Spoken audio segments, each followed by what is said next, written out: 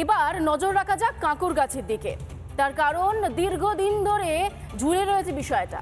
কেউ বলছেন যে হাসপাতালে ভর্তি, আবার কেউ বলছেন নিজের অফিসেই রয়েছেন তৃণমূল নেতা পরেশ পাল। কিন্তু দিনভর খোঁজাখুঁজির পরেও মিলল না তার দেখা। কোথায় এখন তৃণমূল বিধায়ক পরেশ পাল? কাঁকুরগাছির বিজেপি কর্মী অভিজিৎ সরকারকে খুনের ঘটনার পর পরেশের নাম ওঠে সিবিআই এর চার্জশিটে। তারপর থেকে বেপাত্তা পরেশ পাল। পরেশের খোঁজ দিতে পারলেন না তার অনুগামীরা। দেখুন।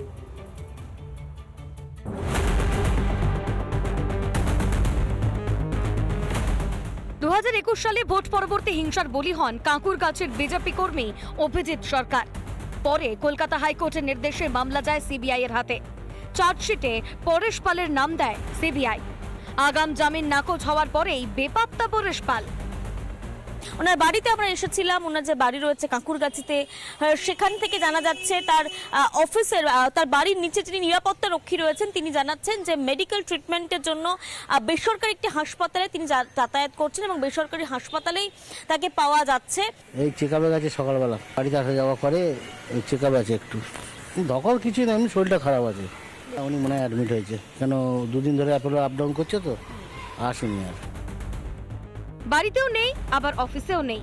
দলীয় কর্মীরা হাপিত্তেশ করে বসে থাকলেও দেখা মিলছে না বিধায়কের।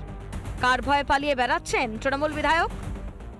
পরেশ পাল একদিকে যখন জামিন মামলায় হাইকোর্টে দ্বারস্থ হয়েছিলেন, তার পাশাপাশি নতুন আরো একটি মামলা তার নামে হয়েছে, যেখানে বিশ্বজিৎ সরকার অর্থাৎ মৃত অভিজিৎ সরকারের দাদাকে আক্রমণের চেষ্টায় পরেশ পাল সহ আরো 2 কাউন্সিলরের নাম এফআইআর তালিকায় উঠেছে এবং আমরা তাঁর অফিসে এসেছিলাম।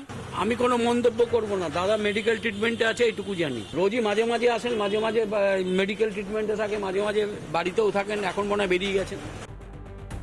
একদিকে যখন বেপাত্তা পরেশ পাল, তখন ফের বিস্ফোরক অভিযোগ তুললেন অভিজিৎ সরকারের দাদা বিশ্বজিৎ সরকার। দাবি তার উপর হামলা পূর্ব পরিকল্পিত। পুরসভার গাছ কাটতে আসার অছিলায় তাকে খুনের চেষ্টা করা হয়েছে।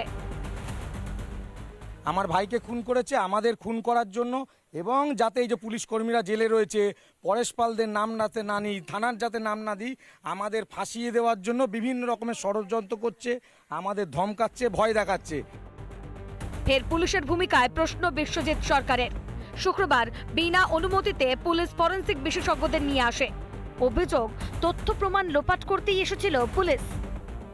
ক্যামেরায় দেবব্রত বসুর সঙ্গে পিঙ্কি অধিকারীর রিপোর্ট, রিপাবলিক বাংলা। নানা ধরনের কন্টেন্ট দেখার জন্য লাইক করুন, শেয়ার করুন আমাদের ফেসবুক পেজ, সাবস্ক্রাইব করুন আমাদের ইউটিউব চ্যানেল। পাশাপাশি অন্যান্য ব্রেকিং নিউজের জন্য অবশ্যই চোখ রাখুন রিপাবলিক বাংলায়।